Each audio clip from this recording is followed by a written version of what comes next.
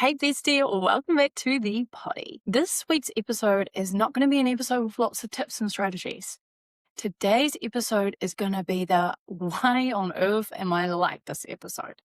If you are a millennial woman who struggles with body image, binges, eating, restriction, dieting, or just constantly trying to manage your appearance in one way or the other, then there is a very, very real chance that shows like America's Next Top Model help to shape those behaviors and mindsets. So let's talk about it.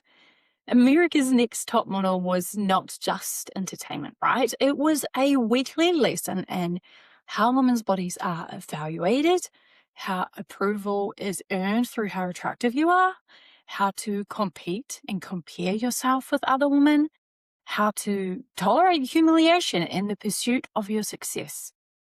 And I think the most dangerous part that I noticed is that it was really framed as this is mentorship. This is the real world. This is how you become successful. And so what did we learn? We learned that criticism equals growth and that shrinking yourself equals discipline. We also learned that hunger is a sign of success, or maybe it's something we should be scared of. And that being chosen matters. And it matters way more than just being well. So I want to be really, really clear here.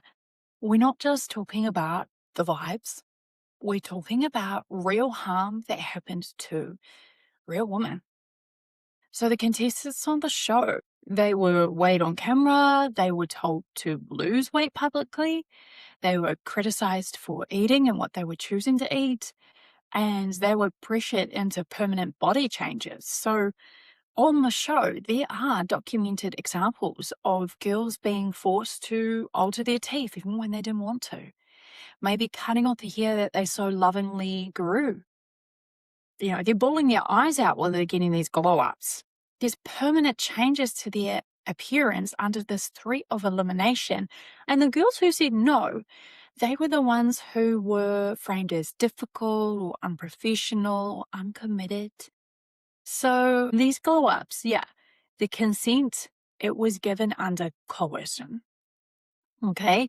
And, other things we can talk about. Racially offensive shoots. Contestants like Ebony, who was outed on camera. And of course, now we've got the widely discussed storyline involving Shandy. Shandy was assaulted during filming, and the production did not step in to protect her or support her.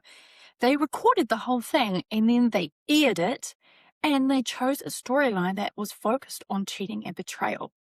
So her trauma was used as drama, as a plot twist, as entertainment. That's fucked. And this is where the accountability conversation comes in, right? Because Tyra Banks wasn't just a judge on that show. She was one of the creators. She was a producer, a face, a mentor figure, the person narrating what was growth versus weakness. And she was positioned as the authority on things like confidence, success, and what a woman needed to tolerate in order to get there.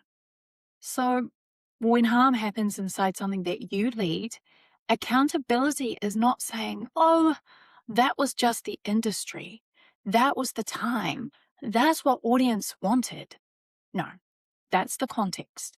Accountability is, yeah, I was a part of this. I caused harm. You're right. I'm sorry. And I think what a lot of millennial women are responding to right now isn't just what happened back then, but the lack of ownership from Tyra. She's gaslighting us besties.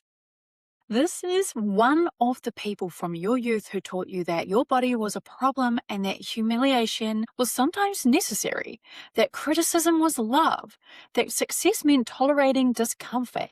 And now she's saying, well, that's just how it was. No, Tyra. To us watching this now, it lands like your insecurity wasn't real, your shame was personal, your eating struggles are a you problem. And that is how cultural harm gets minimized. Not by denying it, but by reframing it as normal or necessary or inevitable. So why does this matter for binge and emotional eating? Well, it matters because shows like this didn't just teach us what bodies should look like, They told us that your body must be controlled to be worthy. And when you start to internalize that, you start managing your food to manage your body. You restrict, you follow rules, you try to be good, and your body eventually pushes back. And for many women, those of us who are here, right, listening to this, that is when binge eating may have begun. Not as a failure of discipline, but as a biological and emotional backlash against this relentless control. And now let's add in the constant comparison. It was always her body versus yours, her success versus yours, her being chosen versus you not. And food suddenly becomes this loaded, moralized, emotionally driven tool. And binge eating becomes a nervous system response to living in that state of, I am not enough unless I look a certain way, unless I shrink, unless I meet the beauty standards. Whew, okay, take a breath. If you're listening and you're thinking, yeah, I remember watching this and I remember feeling like I needed to be smaller, or I remember learning that hunger was something to fight. I remember learning that other women were my competition. You didn't make that up. You didn't randomly become insecure. And you're not broken for struggling with food now. Pop culture didn't just reflect diet culture, it amplified it and it trained us in it. And if your relationship with food became chaotic or controlling in response to that pressure, well, then that kind of makes sense, right? Well, that's it for today.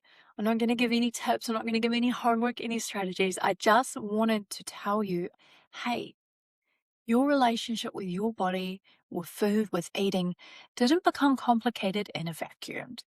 You were conditioned. So I'm going to be back next week for more real talk, and I would love to know what you thought of today's episode. So please send me a DM, head on over to Instagram, that's where I am the most, or leave a comment on this episode or one of the reels on socials. And remember to hit follow so this podcast can get pushed out to more women who'd really benefit from hearing more chats like this. Until next week, please take care of yourself. I'll catch you then, bestie. Ciao.